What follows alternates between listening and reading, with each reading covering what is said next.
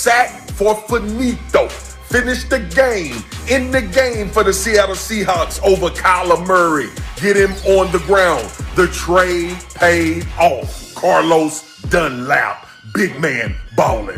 Oh yeah, to the next one, my man Fletcher Cox with the bull and sack fumble on Baker Mayfield. That's how you do it, big man ballin', Fletch. I want to shout you out, man. My bad for not getting you on here earlier, big dog. You've been balling all season long, but I finally wanted to get you one in the rain where it get grimy, where it get dirty. That's what I'm talking about, Fletcher Cox. Just bull your man back into the quarterback, sack fumble, recover the ball. Let's go.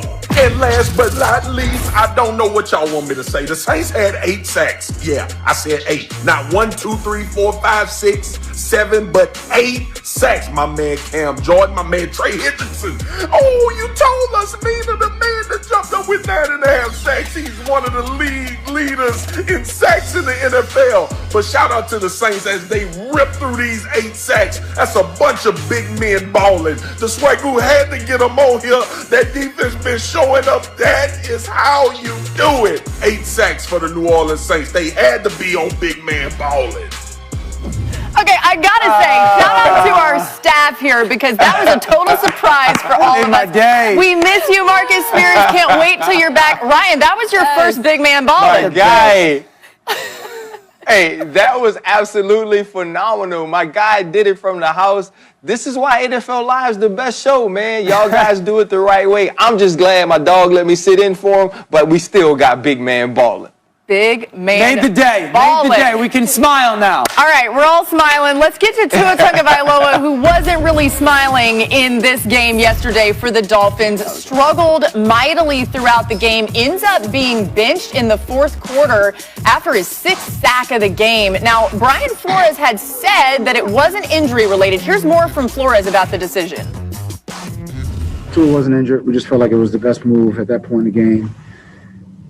We had to get in the 2-minute mode, and we just felt like he gave us the best chance to win the game. Do you leave this game needing to make any wholesale changes at the quarterback position? Is Fitz going to be in line to be a starter, or no changes?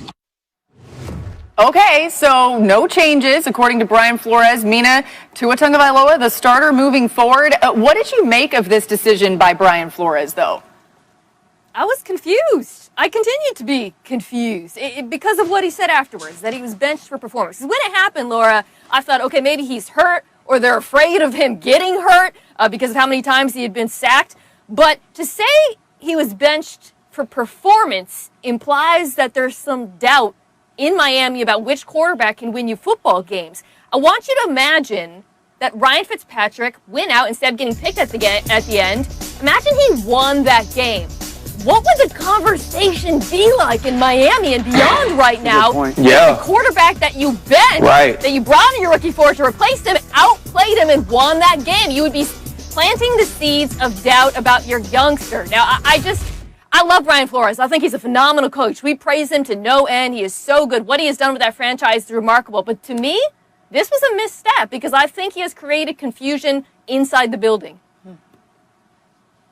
Man, you got to lie. I'm just going to be straight up. I wish he'd lied to me. I'm not one of those people that's like, hey, man, always tell the truth. Nah, you ain't got to tell the truth. You a head coach. Y'all lie all the time. Lie to the media and say, you know what? I thought he might have been a little banged up. I was going to protect him. And that's what you say the rest of the week. And you say, hey, Tua, you was banged up, bro. You wasn't hurt. Because what message are you sending? Are you sending a message that if you do get in tough times, if you do need to run the 2-minute and you leave Tua Tagovailoa in, you aren't trying to win the game? Is that what that means now? Because when you're in this situation, Fitzmagic gives you the best chance to win. And, dog, he almost did it. Imagine if Justice Simmons doesn't make that play. Yes. Now, Mina and Dan, now we're asking Dan right now, Dan, I want you to draw up why Tua should start, and then I want you to draw up why Ryan should start.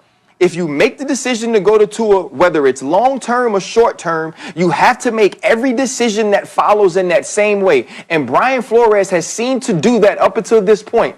I don't agree with this decision. I believe it's the wrong decision. And as Mina says, it sends the wrong message.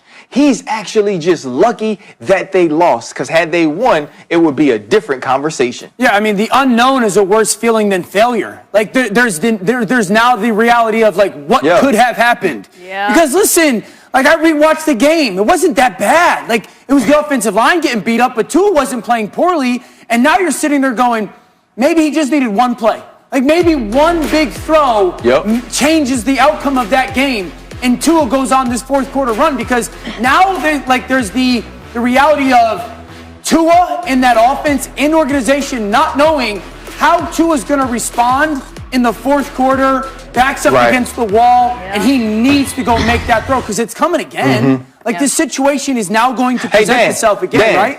Yeah. Dan, do you bench Herbert or Joe Burrow in that instance? I don't think there's any chance that those organizations bench Herbert or Joe Burrow. And so but here's my thing. What happens the next time this situation presents itself? Like, what happens in 2 or 3 weeks? You're in the fourth quarter. Tua's playing okay. Your team's getting beat up, and they're down 10. Does Tua have to sit there on 3rd and 6 and go, I can't be aggressive with the football? I don't want to get benched, so I hated it. Brian Flores, you've pressed a lot of the right buttons. After rewatching the tape, I can't agree with this. Mina, one thing that I thought about, and this may be asking you to read minds, which I'm not trying to ask you to do, even though you probably could. Is there any way that Flores felt like he owed something to Fitzpatrick? Remember when the benching happened to Fitzpatrick, he was upset about it. He was pretty public about that. Is that part of this at all?